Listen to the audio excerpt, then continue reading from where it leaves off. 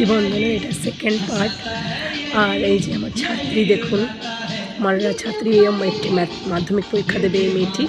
ও এখন রাখি পরাচ্ছে আমার ছেলেকে। ও প্রত্যেকবারই আমার ছেলেকে রাখি পরায়। মেয়েটি দেখতে ভীষণ সুন্দর, ভীষণ মিষ্টি দেখতে। আর ওকে তো আপনারা আমার প্রায় ভিডিওই দেখে থাকবেন, ওর এঙ্গেজমেন্টের ভিডিওটা আমি আপনাদের দেখিয়েছিলাম। তারপরে এই যে রীতিমতো দুজনকে গিফট নেওয়া নেই, গিফটের আদান প্রদান হচ্ছে।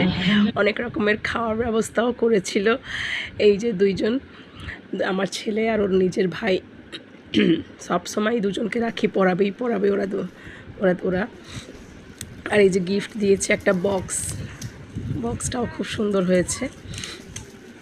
যে আমার ছেলে গিফট আনবক্স করছে, ওর গিফট আনবক্স করতে খুব ভালো লাগে।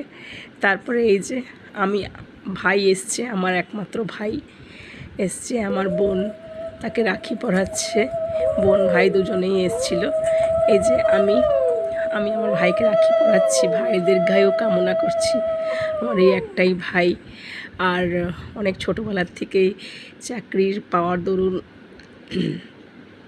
অনেক ছোটোবেলা থেকেই চাকরি করেছে, সংসার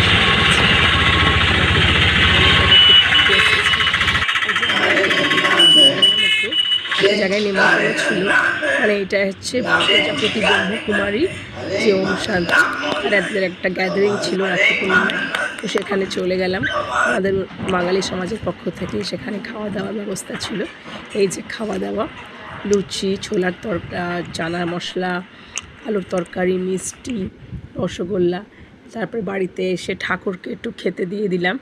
ঠাকুরের জন্য আমার বোন এনেছিল মিষ্টি, সেই মিষ্টি দিয়ে দিলাম ঠাকুরকে খেতে।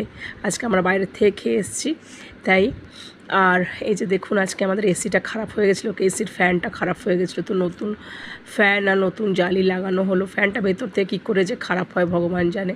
এই যে আজকে গাছের থেকে একটা সবেদা পড়েছে। সবেদাটা এতটাই টেস্টি, মানে আমি বোঝাতে পারবো না, এত সুন্দর, এত মিষ্টি সবেদা। তারপরে আজকে নিচের বাড়ি থেকে ইলিশ মাছ এসছে। ইলিশ মানে আমাদের যে বাড়ি ভাড়াটে, সেই ইলিশ মাছ দিয়ে গেছিলো। ইলিশ মাছটা খুব দারুণ রান্না করেছে, ছেলেটা রান্না করে। আর আজকে সোমবার যেহেতু, ঠাকুরকে ভালো মতন পুজো টুজো দিয়ে আজকে চলে গেলাম। মন্দিরে যাওয়ার ছিল আজকে আমার, তো মন্দিরে চলে গেলাম। বেল পাতা সব সাজিয়ে। আর কালকে যে সবেদাটা পেরেছিলাম, কালকে একটু কাঁচা কাঁচা ছিল, আজকে পুরোপুরি পেকে গেছে। ওটা নিয়েই চলে গেলাম আজকে মন্দিরে। তারপরে মন্দিরে গিয়ে এই যে দেখুন নবগ্রহ, এদেরকে আমি প্রত্যেক দিন পুজো দিয়ে, মানে ফুল দিয়ে পুজো করি। আর এই যে মন্দিরটা পুরো দেখুন, আমাদের এখানে মন্দিরটা খুব সুন্দর, চারিদিক পুরো শ্বেত পাথর দিয়ে